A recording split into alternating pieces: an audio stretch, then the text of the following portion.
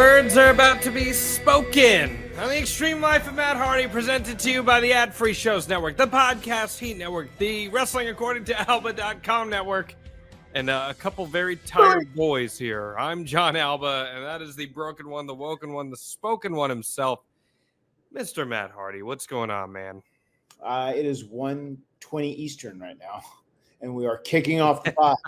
I am in Central Time. It is an hour earlier. So yeah, it's a late night for us, but it's not the first time we've done it. Yes. This might be the latest we've ever started recording. I think it might be. So I will say off the bat, everyone, I do apologize as this episode did go up a little late. We do apologize for that. Matt and I had some logistical issues this week with recording, and we set up some time to record on Thursday night. And of course, in classic Matt Hardy fashion, he encountered copious amounts of flight delays. So where are you in the world right now, Matt Hardy? I am in San Antonio, Texas. I'm here for Victory Road tomorrow, which they just announced tonight on Impact. Myself and my brother, we will be wrestling First Class on the pay-per-view premium live event tomorrow, which is going to be cool. That should be fun. Team we've never wrestled before. And then we're doing TV on Saturday. So if you're listening to this sometime later in the day on Friday, if you're in the San Antonio area, I am in San Antonio on Friday and Saturday. So I'm here. I am all up in you, San Antonio. So you're using that WWE speak, the premium live event, he says, that TNA will be holding. So TNA, they've specified a little bit. So if it is one of their major pay-per-views and it's on the traditional pay-per-view outlets, they call it a pay-per-view. But if it's just something that is on TNA Plus, then it is a premium live event. It's the jargon. Yes, the jargon. You got to have your jargon. You got to have your jargon. Very, very important jargon. Well, I hope this puts the Hardys one step closer to the TNA World Tag Team Championship, to reclaiming that gold. I know you're trying to make that argument for yourself. Been a while since we've had you on the road here. We've been fortunate for much of the last year to have you with House Hardy, but no run-ins this week on the Extreme Life of Matt Hardy. I regret to inform those of you who look forward to that. You did a live show in Arkansas this past week. How'd all that go? It was great. Little Rock, Arkansas, they were just phenomenal. The Saturday was just insanely mad. There was never one moment where we had any downtime. It was go, go, go, go, go, from the con to doing a live Q&A before I did an Ask Matt later on that night for the Extreme Life stage show. It was packed. It was really good, and there was a great turnout for the podcast, and we did a nice Ask Matt. People came with some really thought-provoking questions, and I enjoyed it, man. Everybody had a great time. It was a great atmosphere. Really nice venue. We just missed you, obviously, John. Yeah, I'm sure you did, but shout out to Anna, who stepped up and helped out, did a great job, so we appreciated that for sure. Yes. Thank you to her for supporting the Extreme Life of Matt Hardy and all that. She did great. She did really, really good. I'm not surprised to hear that. I know it was a big deal for her. So great to hear that went well. We're going to have more live shows of the Extreme Life coming to a stage near you. We've already got 2 lined up for the next couple of months that one of them has been announced. That's WrestleCade. Yes. So we will promote that as we get closer. But if you are going to WrestleCade this year, you can. It's been the last 2 years you've seen live episodes of the Extreme Life of Matt Hardy. You will be getting one again this year. And then there's another one that we have not yet announced that I'm very excited for, which will be a first-time venue for us to hit. So I'm looking forward to that one. We're trying to make the towns, kid. Yes, sir. Make those towns. It's all about the miles and the money, John. All about the miles and the money, buddy. That's right. You're not taking a wee fee from me, are you? No. I mean, okay. We're trying to make the towns to make a couple bucks. Okay, that's fair. I know Gothic Baby is outdrawing you these days at these conventions and festivals and all that stuff. That's what the rumor and innuendo is, at least. It's so funny. So my wife had asked me to shoot that video, and she said like the top couple comments on her TikTok, which she said, someone said, I know this is a lie because I was there and I waited in that line for 3 hours that day. There was never a point where we came back. So literally I came back after the show and sat up by the table a little bit like Jeff was gone, everybody else was, just because that was the only time where it was like no one there. She was just like, she was trying to bring back the memory of Lonely Virgil. You know, there was Of all the course, great yes. shots of Virgil sitting there. It would have been even better if she would have put just like a few people in line waiting for EV2, and that is probably some footage that she has somewhere too. But it was a fun little video. I tell people this all the time. Whenever it comes to doing a TikTok video with my wife, I just go, "How would you like to make fools of me today? Please let me That's know. fair. I will be happy to do it." I've seen the firsthand frustration from her when you don't do things exactly how she wants you to do them Bro, too. she is the most insane producer I've ever worked with. Like She's the nobody else Scorsese produces of like that, TikTok videos. bro. She's unreal, Yeah, unreal. yeah, she's the Scorsese of TikTok videos. So I mean, that's sometimes I just have to ask her. I go, "What is my motivation, Rebecca? What is my motivation? Why am I feeling like this? I need to know. I need to be able to internalize it." character study, man. Yeah. It's important. That's important. Well, you can go support Mama over at her personal socials. She's a TikTok phenom, as we all know. So yeah, man, we're gonna talk about an interesting topic this week, coming off of what we saw at the AEW show this past weekend. So we will get into that. I do have a couple other notes to hit you with. This week we found out WWE with Raw and SmackDown on the move. Raw is going to be moving to 2 hours for the rest of the year, and then apparently once it hits Netflix, there's not really going to be like a set time on it because it's streaming, so they can pretty much go as long or as short as they want to go. Pretty big change. Raw's been 3 hours since 2012. It was not like that your first run with the company, but when you guys came back, it was probably a bit of an adjustment. I mean, what do you think of the whole three? How do wrestlers feel about the 3 hour Raw? For the longest time, I think the general consent was that 3 hours was just too much time. It was too long of a show to keep people interested. It was just hard to fill up 3 hours of TV time with really entertaining content nonstop. But I think financially it ended up being worth them. Ended up being worth it, and I think they definitely improved upon the formula as time went on over time. I think a 2 hour show is a really good amount of time to like put in a show, and it's like one of those shows where this is kind of like a mindset in pro wrestling. I think you kind of want to give the people a show, especially if you're doing like a live event or house show, whatever. If you can go out there and you can give them 2 solid hours where it's able to satiate them and they enjoy it, but like you don't overdo it. And at the end of the night, you leave them wanting more. And I feel like TV kind of translates to that as well. It's good to do. Sometimes just that 3 hour block, especially when they didn't have a ton of amazing talents or amazing stories or whatever going on, was sometimes very hard to feel. As a talent, how do you feel about that? If you're put out there in the third hour, that crowd is tired. You're trying to go out there and tell a story, put on a good match. Is that difficult? I mean, yeah, it is. But I mean, there's plenty of times where you end up on shows where you're later in the night. I mean, anytime we do TNA, if we're doing a TNA TV taping now, it's probably going to be 4 hours long, 3.5, 4 hours long. Jeff and I are going on last, and we're pretty much guaranteed about it. But that's like, it's our job. We're supposed to be able to get the crowd, and we're supposed to be able to make the crowd come up a little bit and be excited for whatever we're doing. And it was tough as a talent, especially if you're in one of those really hard crowds, like somewhere in the Northeast where the people kind of want to sit on their hands or whatever it may be. It would be challenging to go out there 3 hours. Don't get me wrong.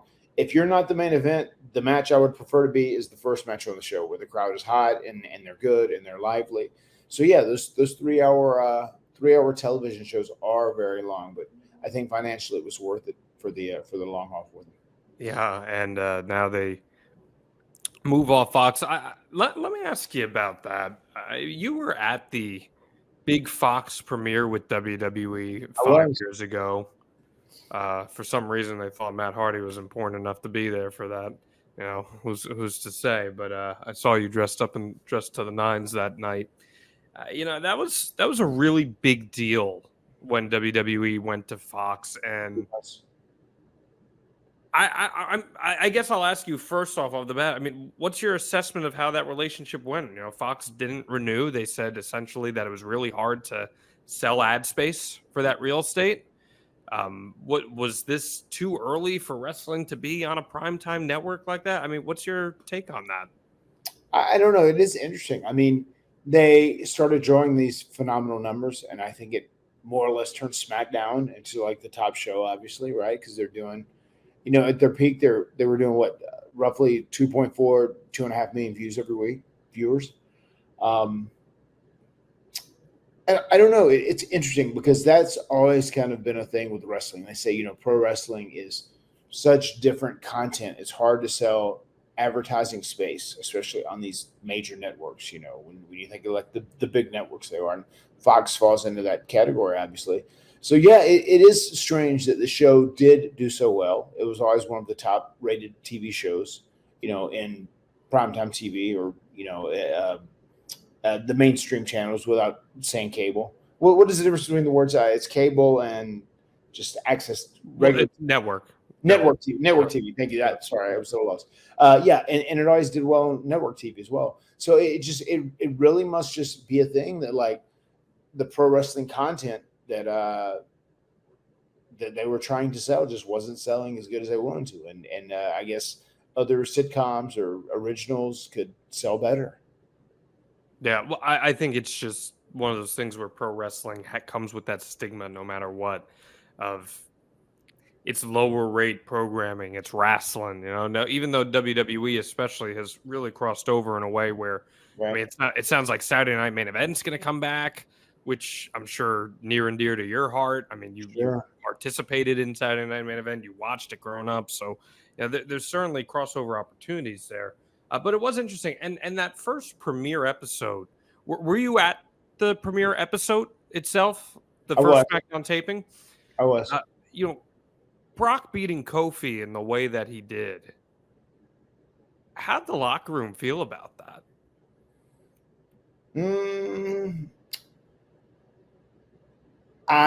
This would be my guess. I don't even remember that much because I don't even think I don't think the locker room made a big deal about it. Do you remember what I'm referring to at least? 100%. Yeah. I definitely do.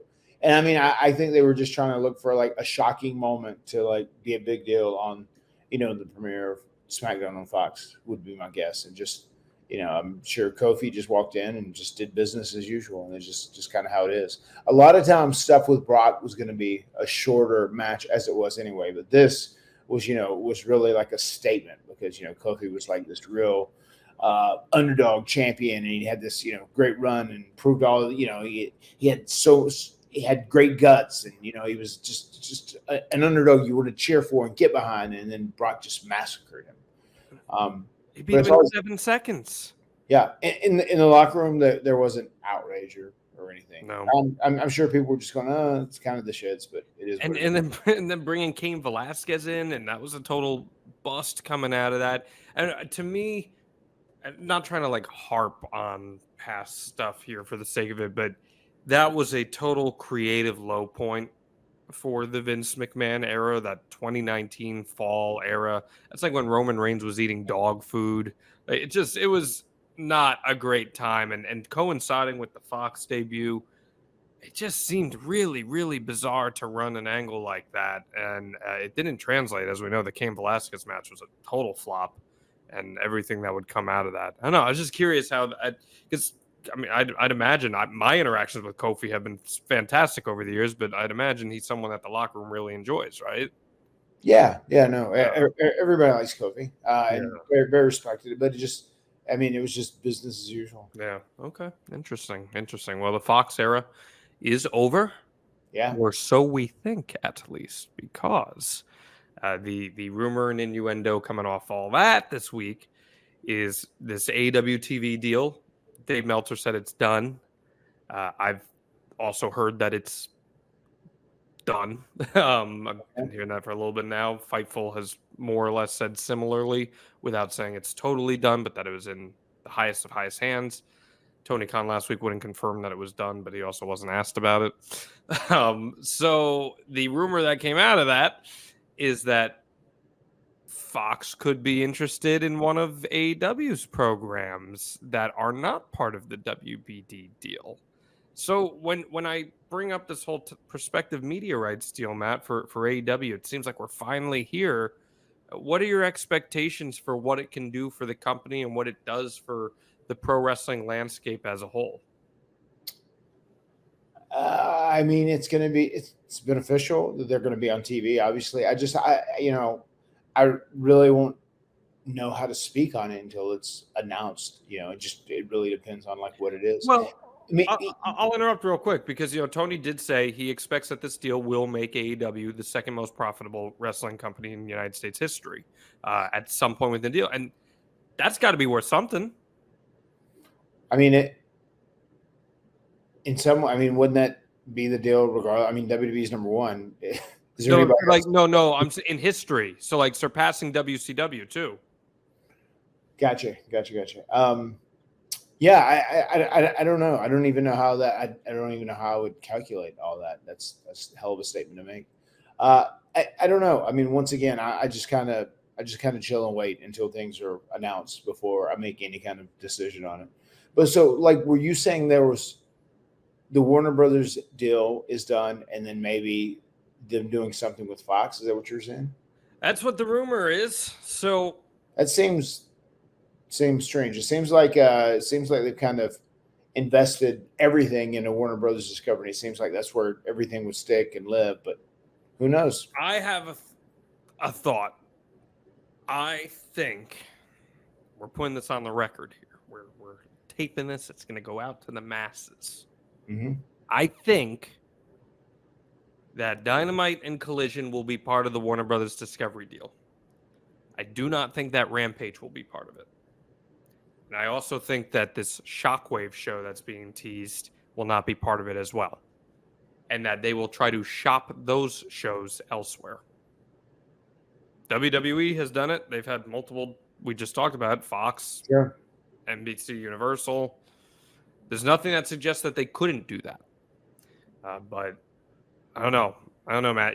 Wrestling fans, a lot of them get caught in the weeds of all this stuff and worrying about, well, this deal, it's not big enough. It's not for as many years as it needs to be. It's not for as much money as it needs to be. And I sit back and I wonder what is the point of getting all bent out of shape about this stuff? I mean, especially when you don't know, when you don't have any idea, like you're not on the inside, like being concerned about something that you don't have the actual factual information about is outrageous. Well, that's kind of a microcosm of society, though.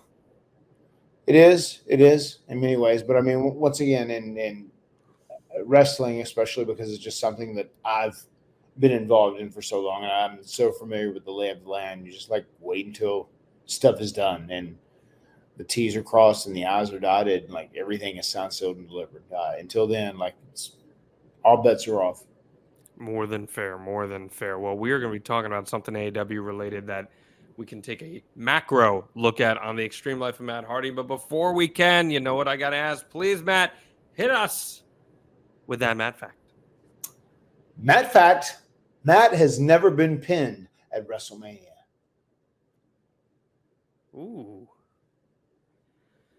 Okay. Let's see here. Yeah, go ahead. 2000. I'm going off the top of my head. I don't got cage match in front of me. I'm testing my Hardy Boys acumen here. 2000 triangle ladder match, no pinfalls. 2001 TLC 2, no pinfalls. WrestleMania 18, you were involved in a multi-man tag match, correct? Fatal 4-way, yes. Fatal 4-way, and you were not pinned in that. Nope. 2003, Ray beat him. 04, you're not on that card, right? Yep. 05. That's where I was going to team with Mark, and then Mark got hurt. Right. Oh, because he was oppressed. Yeah. Right. 05, not on that card because you were hurt. Yeah, hurt. 06, Money in the Bank. Yes. 07, Money in the Bank. Oh boy, this is testament here. 08, you do the run-in in Money in the Bank. Correct. 09, you have the match with Jeff. 2010. Ooh, okay. This one, is this a Money in the Bank also? Yes. Money in the Bank. Wow. 2017, you return. You win in the ladder match. 2018, you win Andre the Giant. 2019, you weren't on the card, were you? 2019, I was in Andre the Giant. But that was the night before though. Oh no, it was on the mega long pre-show. That's Yep. right. You defended on the mega long pre-show. You and Jeff were in it, right? Yep. Yep, I remember that. I was there for that. Wow. That's that. How about that? There you have it. A mad fact indeed. Someone just brought it to my attention the other day, and I was like, "Oh yeah, that's right. I'd forgotten." Dang. And I'm undefeated in singles competition too. There you go. There you go. There But you we're go. already pushing. I'm not going to make you do two. Save that for a later date. Yeah, we got a lot of stuff going on here. Okay, so this past week we saw All Out, AW All Out. Mm-hmm. For all intents and purposes, this pay-per-view got pretty good responses. You know, Chicago's kind of AEW's home away from home, if you will, the adopted home. And it got a lot of people talking, Matt, because there was a lot of violence on this show. You know, Vince McMahon gave AEW the moniker of blood and guts in the first place. There was certainly a lot of blood. I don't know about guts, but there's a lot of blood here. And there were a few spots in particular that really got people bent out of shape. Bryan Danielson had a plastic bag wrapped around his face that Jon Moxley tried to suffocate him with. Swerve Strickland got a needle, a syringe, put into his mouth. And then he was hit with a vicious chair shot to the head. It has caused a storm of reaction around the wrestling landscape. And it begs a bigger question about what is the threshold for violence in professional wrestling. So before I can dive further into that question, I have to ask you your initial reaction to some of those moments from the AEW pay-per-view. My initial reaction, the syringe, probably of all those things, the things that I feel like kind of stood out to me the most and maybe bothered me the most is the syringe into Swerve's mouth, just because I just don't really know where it fell into the story context wise. You know, it just felt like they were just pulling out a syringe and using a syringe because it was a bit they could do that would be violent and look graphic and gruesome or whatever. For instance, Randy Orton and my brother did a thing where Jeff has these big hoop earrings, big gauges, and they did it when they were in a Hell in a Cell, and like Randy went and got the toolbox out from underneath the ring, which makes sense, right? There's a toolbox there, and then comes out with a screwdriver and sticks it in his ear, and then like wraps it around and turns it and sells it, and it does. It looks like crazy and gruesome and graphic or whatever, but like I totally get why he could get that screwdriver and why that would come to be. Like, does there just happen to be syringes underneath the AEW ring, or does Hangman keep them in his pocket? It just, a syringe felt very out of context for their match. I mean, they haven't done anything in their past stories where they've used syringes, have they? Not to my knowledge. Right, and that hasn't been part of the story. And me, I feel like, and my wife felt like this as well because she watched and was like, I just don't know. I feel strange about this. I feel like having a syringe and a needle in a pro wrestling match is like, I don't know, it's just probably not the best thing to connect pro wrestling with, just because of, you think about the steroid stuff that Vince McMahon went through. There was a time where people were taking ketamine like crazy in the late 90s, and like syringes had really bad connotations. So I don't know if that's like the greatest connotation you want to put into a wrestling environment in some ways. So that's probably what I had the most pushback on, I would say, the syringe.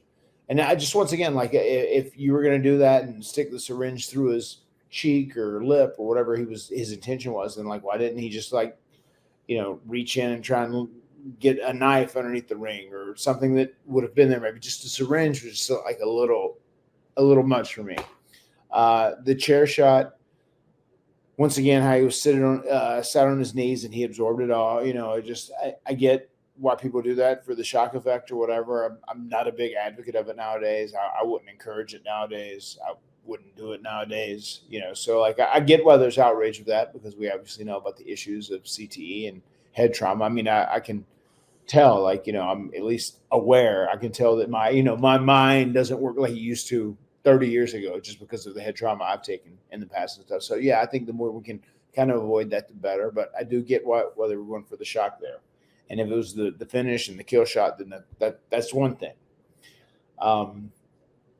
The bag over Brian's head, I remember that very vividly when Terry Funk did that with Ric Flair. So that was kind of nostalgic in some ways. And I get that it was supposed to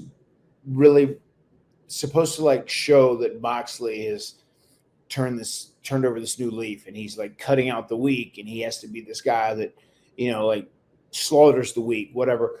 The one thing I do think might be the thing that might be a drawback about that spot, if you have like a family and kids and they're watching that, I don't think you would want your kids to watch that. So I think if they're promoting the show strictly for the sickos, then have at it, you know, go nuts. But I think it's going to be hard to have families that are worried about what their kids are going to be watching some of those more violent things, much like they wouldn't allow their younger kids to watch a very violent movie. TD, Tutty, take it to the house, whatever you call a touchdown, they matter more at DraftKings Sportsbook, an official sportsbook partner of the National Football League. Ready to place your first NFL bet? Try betting on something simple, like a player to score a touchdown. Maybe you're looking at the Bengals and Chiefs game. Certainly going to be one of the games of the weekend in Week 2. Travis Kelce, all over the news. Taylor Swift, we know the deal with him. He's plus 105 at this moment to score a touchdown at any time in this game. That's not a bad one. Just saying, he's riding the wave. He's got the girl. Maybe you're looking at that. Whatever it may be, I got a question. You ready to do a touchdown dance of your own? Well, here's how you can do just that. Score big with DraftKings Sportsbook, the #1 place to bet touchdowns. Download the DraftKings Sportsbook app and use code HARDY. That's code HARDY for new customers to get $250 in bonus bets when you bet just $5 and get 1 month of NFL Plus Premium. Only on DraftKings. The crown is yours. Gambling problem? Call 1-800-GAMBLER. In New York, call 877-8-HOPE-NY or text HOPE-NY 467-369. In Connecticut, help is available for problem gambling. Call 888-78-97777 or visit ccpg.org. Please play responsibly. On behalf of Boot Hill Casino and Resort, Kansas, 21 plus age and eligibility varies by jurisdiction. Void in Ontario. Bonus bets expire 168 hours after issuance. For additional terms and responsible gaming resources, see dkng.co/ftball. NFL Plus Premium offer available only to new and former NFL Plus subscribers. Additional NFL Plus Premium terms at nfl.com/terms. Well, so that's an interesting comparison you make there, because that is the one bad faith part of the argument that I feel I see when people are like, this is ridiculous. They're doing this asphyxiation thing. They're doing the needle. They're whatever it may be. Like, this is an outrage that they would portray this level of violence. This level of violence exists in many, many other forms of film and television, right? And it's up to the viewer discretion is advised. That's always the classic line. And the parent, if you've got a kid involved, the parent has the jurisdiction to say, hey, you're not watching this. So let's acknowledge first that that type of violence is portrayed in other forms of medium beyond professional wrestling. It's not but John, also professional wrestling has a different connotation. I mean, people look at it as like being more real because they can go and sit there and watch it. You can't go and like watch a movie being filmed or a television show being filmed. But still a scripted show. Of course it is, but it's different. There's that weird line that is blurred, which makes it different from that other media stuff. And I don't care what anybody says if you don't understand it, because like people think I am Matt Hardy, the wrestler, and things that I've done in my life. Said, oh my God, do you still, you talk to Lita and this and whatever. I mean, they believe part of these character things are part of you as well. They don't differentiate you, the person, from the performer or character you play, like a movie actor would. They would differentiate him from a role he was in. Okay, but then I don't want to hear the bullshit argument about storytelling in cinema ever again, because then it's not the same thing.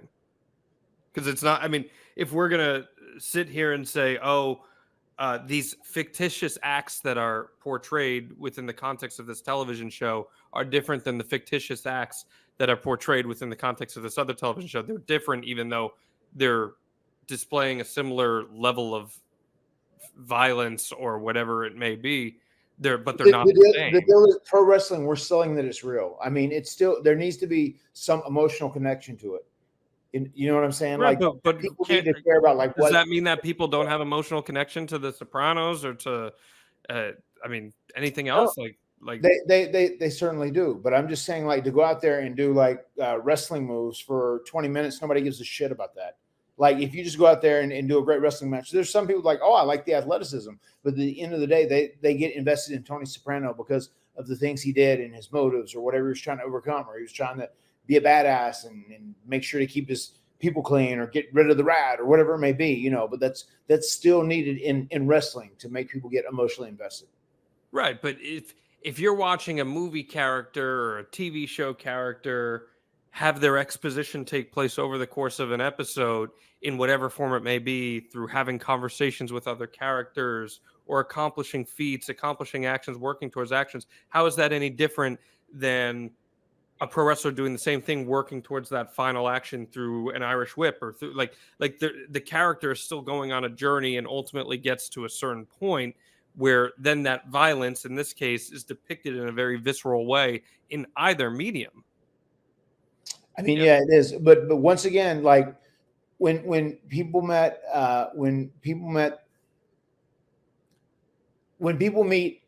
Alexander Skarsgård, you know, they're calling him Alexander Skarsgård. They don't think he's Eric. They don't think he's a vampire, that he has lived for 1,000 years or whatever. You know, they can separate that different. Whenever they meet a wrestler, there's not that mass of a separation.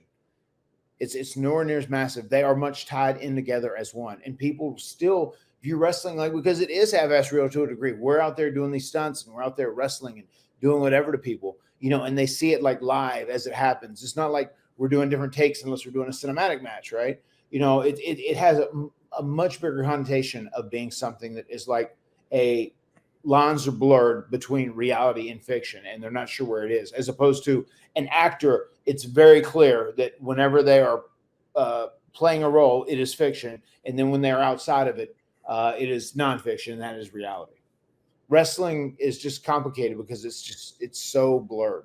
The lines are so blurred. Sure, it's complicated in the eye of the beholder, but at the end of the day, you are ultimately portraying a character, are you not? Yeah. But also, a lot of people think that this character that you're portraying is how you are in real life, especially like when your name is Matt Hardy and your character is Matt Hardy. That's my government name on my license and this. You know what I mean? Yeah, I mean, I know what you mean. I just... That's one thing that makes pro wrestling just very different. That's why it's like this weird animal. I don't know. As far as the context of violence, then... couldn't you then just simply argue that a standard professional wrestling match is overtly violent because it's more real? Of course it is. I mean, fighting is violent. Like what makes a Will Ospreay versus Ricochet match any less violent than anything else, if that's the case? Because they're still doing death-defying stunts off a rope. Like, I don't know. I don't buy, and maybe it's me being pretentious. It could be. I understand your perspective, especially being the person portraying that, but we are still talking about something that is inherently violent in nature. But an aside on that. So but what I'm saying, so like, are you saying Will Ospreay and Ricochet having this match and doing some death-defying stuff, that stuff is still as violent as like doing the chair shot with somebody on their knees where their brain no is the needle going through their... what I'm arguing is someone, I mean, in theory, just look at it at a surface level, right? Mm-hmm.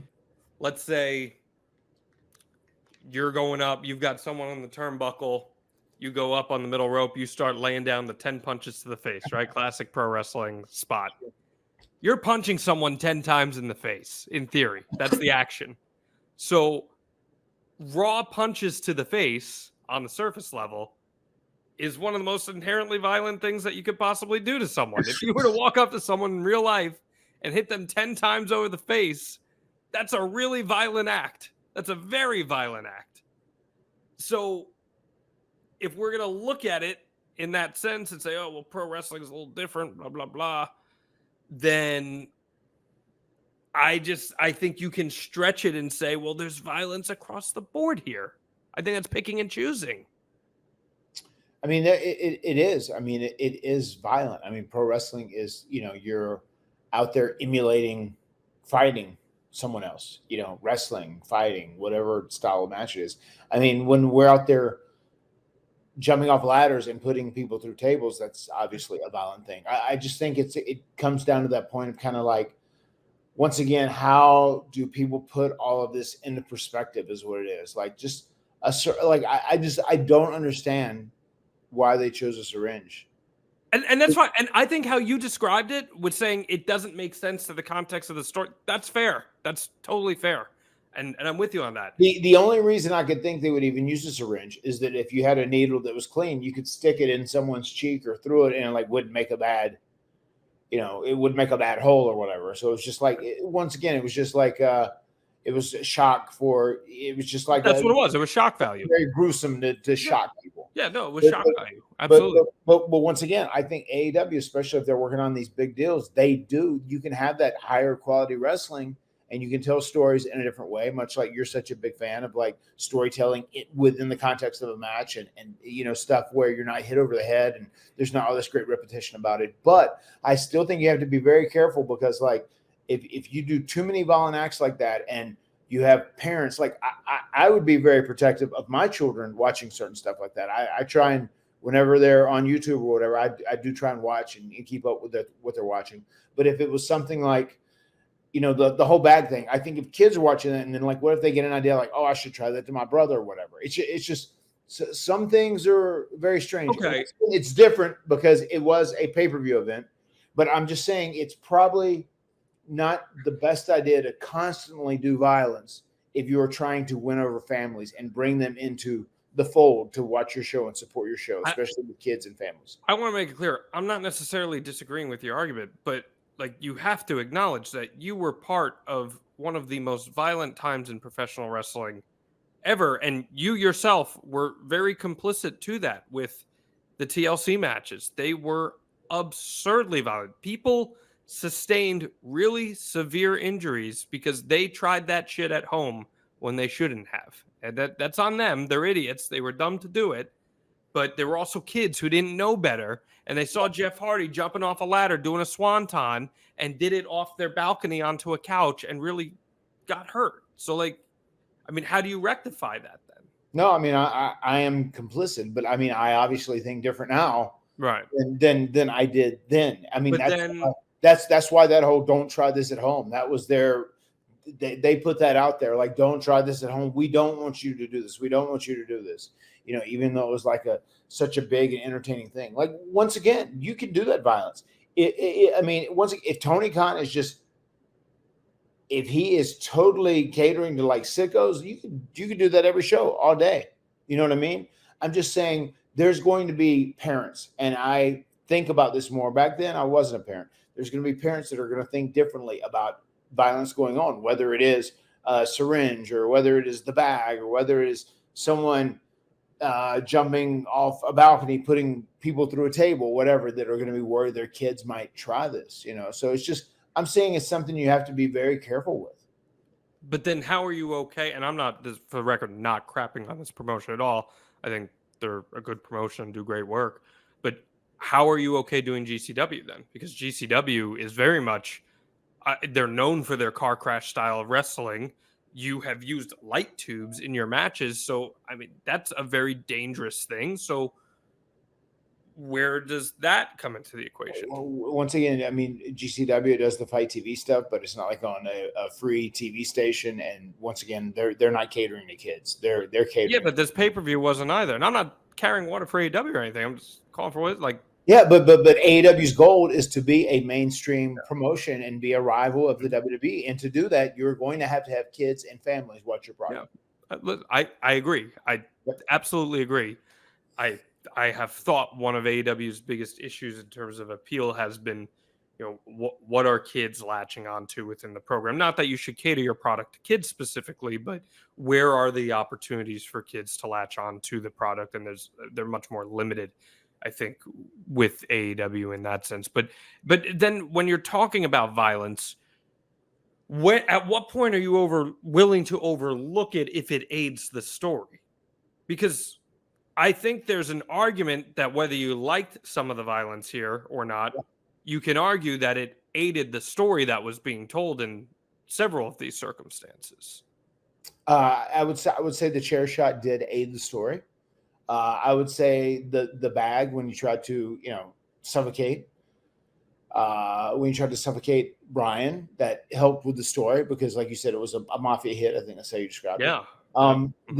The syringe, I don't think did anything to supplement the story. I just think it was just a random like violent, strange act with something that has a bad connotation in the pro wrestling business. It just didn't really make any kind of sense one way or the other, and it was just done for the sake of being done for shock value. So if you've been listening to or watching The Extreme Life of Matt Hardy for a bit now, you know that Matt and I have been talking about our friends over at Mando for some time. And I actually discovered Mando like many of you probably have, just scrolling social media. You see people talking about it. You see the cool logo. You see the cool name. And you're like, what is this stuff? And when I saw that Mando is so much more than just a standard deodorant, I had to give it a shot. You can use Mando on your whole body. Yes, your whole entire body. It's dermatologist tested and gentle on all your bits. It controls odor for 72 hours, which is clinically proven. And you can choose from 4 cologne quality scents or even unscented if you want to actually get stealthy. I use Mando all the time on my commute to work, and I'm not exaggerating. It gets very, very sweaty when you're going from a parking garage to a car to a train that goes under the Hudson River into New York City. And when I'm trying to get to the SNY studios, Mando makes sure that I am staying in good shape, especially with their deodorant wipes. It provides 24-hour odor control for pits, packages, feet, and anything beyond. It's great for on-the-go use or travel, which is perfect for my morning commute. It's like taking a shower without actually needing the shower. It's doctor developed as well, so I know I'm in good hands. I truly cannot recommend this product enough. So I gotta ask you, are you ready to upgrade to Mando? Like, finally? I really do believe that Mando is one of those products that actually is true to its word.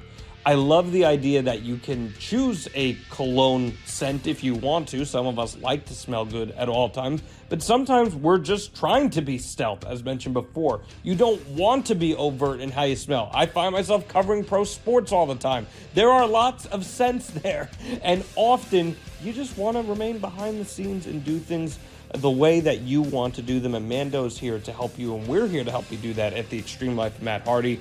Mando's starter pack is absolutely perfect for new customers. It comes with a solid stick deodorant, cream tube deodorant, 2 free products of your choice like mini body wash and deodorant wipes, and free shipping. Luckily, we've got a discount code to help you get hooked up on your favorite smelling whole body deodorant on the market. I'm telling you, you're gonna love it. New customers get $5 off a starter pack with our exclusive code. That equates to over 40% off your starter pack. Use code HARDY at shopmando.com. That's SHOPMANDO.com. But I guess what I'm saying is, like, what is the threshold for it? Because I would argue, you said you thought the syringe was worse. I think without question, the chair shot to the head is the worst of all those things. I don't even think we are at a point where no one should be considering a chair shot to the head in wrestling. And no, I agree. But when we talked about it, we're talking about in the context of the story. In the context of the story, it was like shocking and like, oh my God, it was befitting because Hangman was willing to frickin' murder this guy. And also, too, it was a lights out cage match or whatever. So, and like they'd had so much violence between them in history. And that's what I'm saying. In the context of story, that made sense. And as I said before, am I for that? I mean, I've obviously done those, and I get why people do them and whatnot. Would I have done it there? No. Yeah. You know, I would try and veer away from that. Like you won't see me doing a blatant hard chair shot, going forward. Yeah, I think in 2024, I don't care if the chair is shaved down. I don't care what the circumstances of it. It's just not something. I mean, as we tape this, Matt, a couple hours ago, it's 2 in the morning Eastern right now. A couple hours ago, Tua Tagovailoa, the quarterback for the Miami Dolphins, suffered his 4th concussion in 2 years. I saw that online. Like, Yeah, his on the 4th concussion in 2 years. And there has to now be a question as to whether that guy should be allowed to play football again. And that's a star player in the NFL. Just got a massive extension. So if we can ask those questions there where they're wearing a helmet, we can't be having stuff like this happening in pro wrestling. I don't care if it's at AEW, WWE, GCW, independents.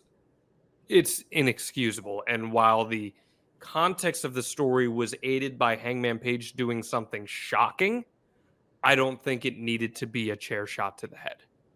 Just sure. There are many other ways that you could have done something very shocking that would have been, carried over from the story that they told. They had the shard of wood from the burnt down house. That's something that could have been maybe played up more into the story of this match. But I don't know. That was just that, because I guess. Let me ask this. Did you ever feel there was a point coming up through the industry that pro wrestling was becoming too violent? You come up in an era on the back end of Terry Funk, Cactus Jack. They're in Japan. They're running matches around the country that are extremely violent. You have ECW becoming hot, and you and Jeff are trying to do these death-defying stunts. Was there a line that you wouldn't cross? Yeah, we were cognizant of it. I'll never forget one of the most funny, especially when people think like this. People know Jeff Hardy for being like this, adrenaline junkie, this daredevil who has no fears, will jump off any perch available, right? So in 1996, we had an opportunity to wrestle Sabu and RVD, and it was kind of like a last second thing because they were going to wrestle a couple other ECW guys. And then it opened up, and this happened in Greenville, North Carolina. And I remember Jeff was just so nervous that Sabu was gonna cut him or throw him in glass or what. As we were having the match, I was fighting with Rob around the building, and Jeff was fighting with Sabu. And there was a point where Sabu told him, said, "Oh my God," he said, "Watch out, there's a pile of glass over there. Let's fight the other direction." And Jeff was blown away by it. He said, "Oh my God, I can't believe that." Because I think there was something in the back of our minds. We're like, man, this is that they are doing a lot. And just I think some of the barbed wire matches, which I've never been a fan of, the barbed wire matches when guys cut up their bodies and stuff. I'm not big on that. Never been my cup of tea. Some of that stuff was a little much for us. And I think whenever maybe they did the glass on the fist, whatever they called that, whenever they had those matches on ECW, a couple things were a little much and stuff that we wouldn't necessarily want to be involved in. And I even said that when I came to GCW, I don't have any interest in doing any of these deathmatch things that you do, and we just ended up doing the spot, and I did it with Cardona kind of as a favor. And that was kind of what they wanted to do for the big shebang at the end. And I would have never expected to see my ass there holding one of those fucking light tubes in 2024, doing a spot like that with someone. But we are where we are, I guess. Well, so why are you okay with that? Well, I'm okay with that. Yeah. Well, that thing didn't make any major cuts or anything. It doesn't, when those light tubes hit their head, it's not impactful at all. I know some of the dust or whatever they said could totally be toxic or whatever, but it's just little shards of glass and just kind of falls. As long as you can stay away from that, then you're kind of okay. The only reason, once again, it wasn't my idea. I did it. It wasn't my idea. And they just asked if I'd be cool with doing that. I said, okay, if you really want me to, that's fine. I don't know. I just wonder, what is the threshold? And I know it sounds like I'm being very aggressive here, and I'm not trying to be. It's just trying to. I will say this: there was a point where I was having the match with Nick Gage, and it was talking about. He said, "Oh, just right there, you can give me a chair shot like that." And Rob Brown said, "I'm not going to do that." So he wanted you to hit him over the head, and you said no. No, and I can throw it like you block it, the sabu or whatever, just like I'm not going to do that. I mean, because that's something that just like you hit someone with an unprotected chair shot. It's just like a risk that we shouldn't be taking in this day and age. But so then why are you willing to take a risk with a ladder or a table? I mean, the only time I take risk are things I don't think I'm going to get hurt on. You're not going to see me jump off a ladder and do a leg drop on the mat where I have to land. If there's a table that can break my impact, I can do that. That's fine. Everything I do to work, I work to be healthy. Like I don't go into a match going like, oh, I might be fucked up at the end. Like I work to be healthy. If something happens during the match, then that sucks. I work smarter and more wise than I've ever worked right now. I know, but like you and Bubba, WrestleMania 17, you go through the car crash tables, right? The 4 stacked tables. Mm-hmm. Why was it okay to do that? Like that is one of, if not, that might be the single most violent thing you've even ever done in your career. And you're willing to do that. We're willing to do that then. I mean, we were just trying to establish a name for ourselves. And my thought process has changed a lot since then, obviously. But can't the argument then be made that someone like Swerve or someone like Hangman are trying to make the name for themselves and establish themselves as legendary top guys, so they're willing to do what they need to do in order to make that happen? Of course I can. And that's why I say, like, I don't come out here and say, like, no more steel chair shots to the head ever. Like I said, I understand why people try to put them in place because I understand wrestling. Like, once again, pro wrestlers, we are fucking insane. People who do this, we're crazy in the first place. Like, this is not it's not normal to slam your body into wood and steel. So I get why people end up doing this or whatever. Just currently now, like I wouldn't do it because I don't need to do it, and like maybe they did feel like they need to do it. That's why I would never shit on them because they did that, because maybe they did. I've done that stuff, especially when we were all trying to make a name for ourselves and we were trying to become legends and make this legendary match be special. But, now more than ever, I think about like what is going to keep me healthy in the context of the match and what is going to keep the people I'm working with healthy in the context of a match. So what does all this stuff ultimately do? Does it ultimately matter? Does it ultimately be consequential? In your opinion? Society has changed a lot. Obviously society has changed, especially after the Benoit deal, where people started taking shots to the head and concussions a lot more serious. I just think if you go to that well too often, especially that like chair shots, I think it's once again gives you a bad look, especially, for someone like you. Once again, like John, you love wrestling. You love an amazing 30-minute match, an hour-minute match, whatever. Like you love the actual art of wrestling. A lot of casual fans, they're gonna, it's okay. I kind of want to see what happens, but you actually love wrestling. But like you also are someone who is like so aware because of where society is of how dangerous these chair shots and brain trauma and CTE and all that stuff is, and why we should avoid all that. So like besides getting the blowback of people that are, diehard pro wrestling fans, diehard banger fans, whatever, you're also in I think you're also in danger of like offending some of the people that might have children. They wouldn't want their children to watch that because they wouldn't want their children to do that, especially if they are up to speed on kind of how dangerous unprotected chair shots are. Yeah, I get that. I just think that it's across the table, though. A wrestling fan could be watching Money in the Bank and they see Finn Balor do a double stomp off a ladder and all of a sudden they start jumping off things too. Like, just because one thing is more in purpose violent than another, it doesn't mean that they're not going to be influenced to try something, because the whole medium, the whole art form is violent at its core, even on the basis of a submission hold. A submission hold is very violent. An ankle lock is very violent. An armbar is very violent. It's why people flock to watch MMA, because where they're actually trying to hurt each other. It's very violent. So I hear the argument and understand and largely agree with it, but I don't want to also sit here and be like, well, this is less violent, because that stuff is just as violent in a very different way. if that makes sense. Like there's the very visceral, over the top way of I'm sticking a needle through your cheek. That's very viscerally violent. But maybe it's just that we're so numb to someone dropping someone with a power bomb where you're throwing someone down to hurt them.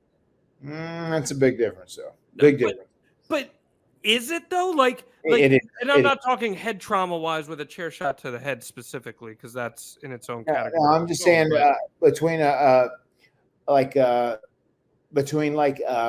taking a wrestling move and then someone like gigging you with a knife, or someone gigging you with a spike or a pizza cutter or whatever. I mean, that stuff is definitely. But put it in the context of reality, Matt. If you were on the street and you somehow got someone in a power bomb position and power bombed them on a bunch of concrete, wouldn't that be just as violent as shanking someone with something? Like, I know we're getting really in the weeds here, but like, I don't know.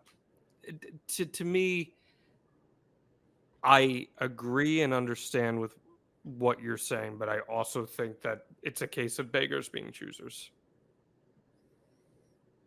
I mean, I feel like we are at this point now, just because enough people know that pro wrestling is some sort of show business in some aspect, that they understand that like the moves are done, people kind of work with one another, they're not trying to kill each other. But then, there's these other things that just like they go, oh, what is going on? And there's some stuff like, still like I'm still not crazy about a lot of the mixing of blood, even those guys get tested and whatnot. Like there's a bloody mess. Like I'm not a big advocate of that.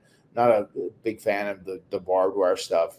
I mean, there's stuff just personally that I don't like, but I mean, there's definitely scenarios where there's stuff that seems so violent it could turn away potential family. I get it. Like kids and parents of those kids from watching your product on a regular basis.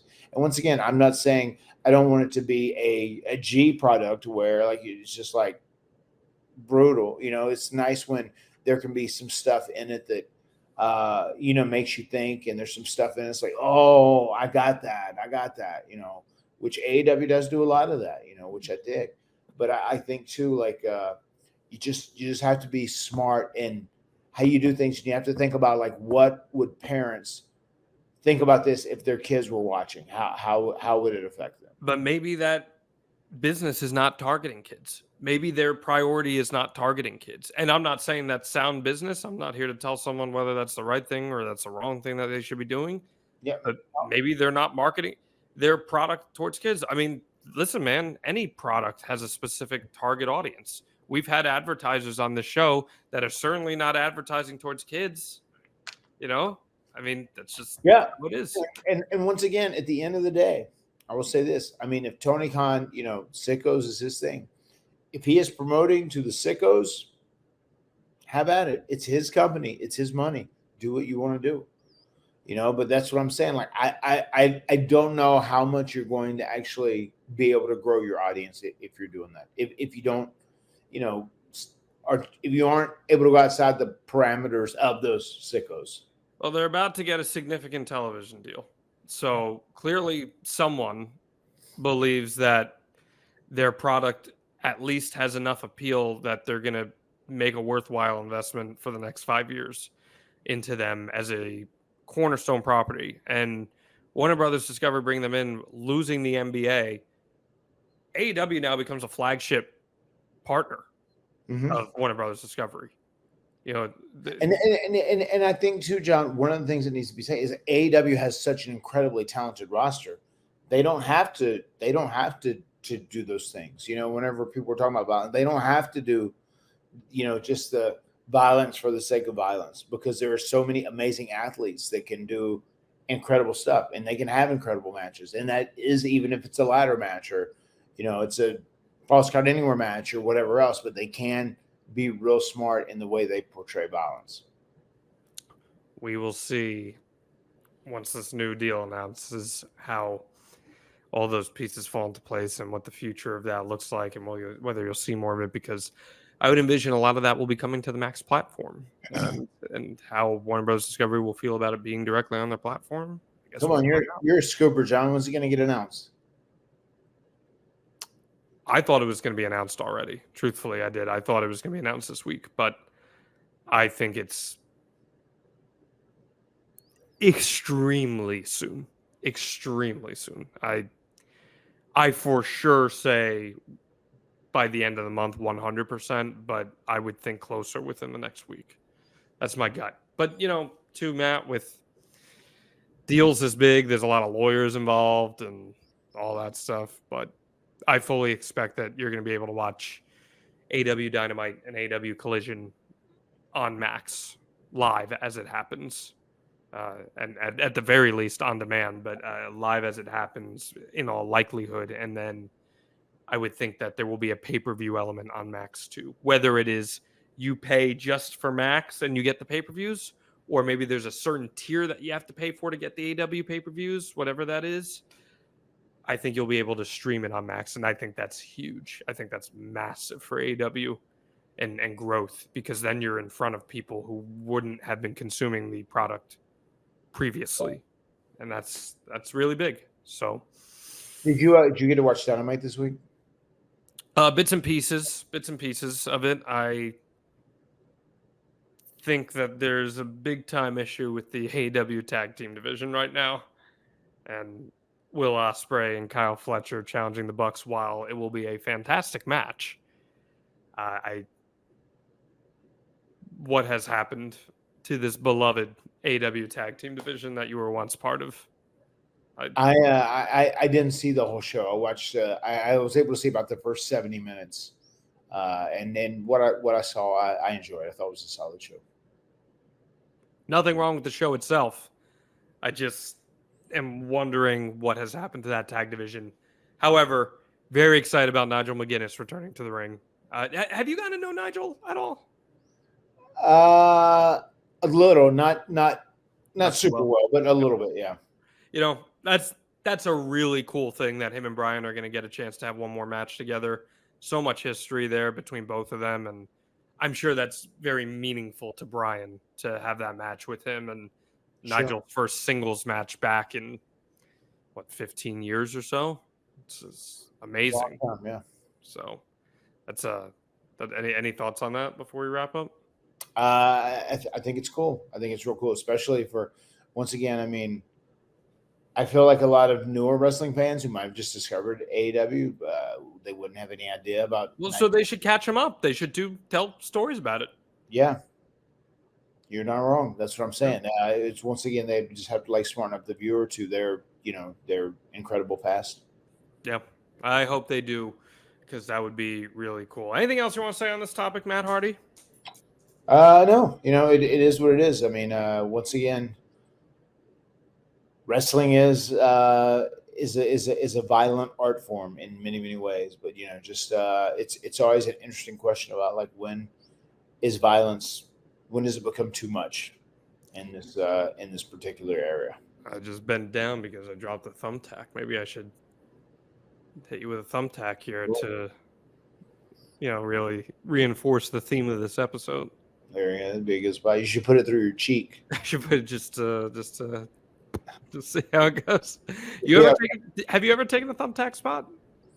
I've never done one. I've been in matches where there were thumbtacks involved, and I've got a couple in my shoes or arms or whatever. But yeah, it's not necessarily my favorite thing either. Can't imagine it feels too good.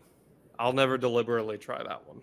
I will say that. So, well, we would love for you to deliberately check out advertisewithhardy.com to promote your business to the extreme. Get it out in front of thousands of listeners every single week. Advertisewithhardy.com. Again, we apologize for the delay in this week's episode, but I was very happy with this conversation because we brought it. This is good. It's good debate. No bad faith here. I'm good with that. Anything else you want to tell the viewers and listeners of the Extreme Life, Matt? Oh, man, all good. Good little conversation. Good little deal here. Good little discussion. Good discourse. It was a good little discussion. The words were spoken on the Extreme Life of Matt Hardy. We will see you next time. Delete!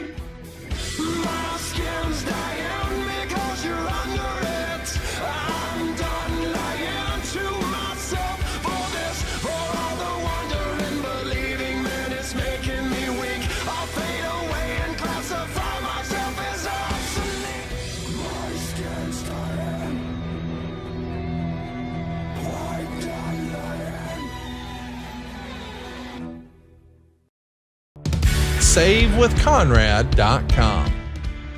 Mark Taggart from Rantoul, Illinois. My wife started the process with one of the big major corporations, and things were going very badly.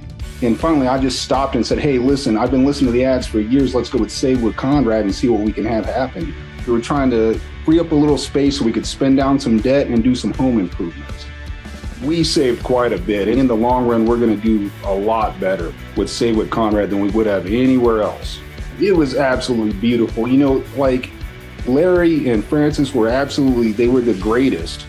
Not only were they professional, knew what they were talking about, they were friendly, and they cared about the job they were doing, which was so important to me. I would absolutely recommend Save with Conrad to anybody. Hi, this is Mark Taggart from Rantoul, Illinois, and I wanted to do some home improvements and spend down a little debt, and I got hold of Save with Conrad, and we did incredibly. NMLS number 2129, Equal Housing Lender. SaveWithConrad.com.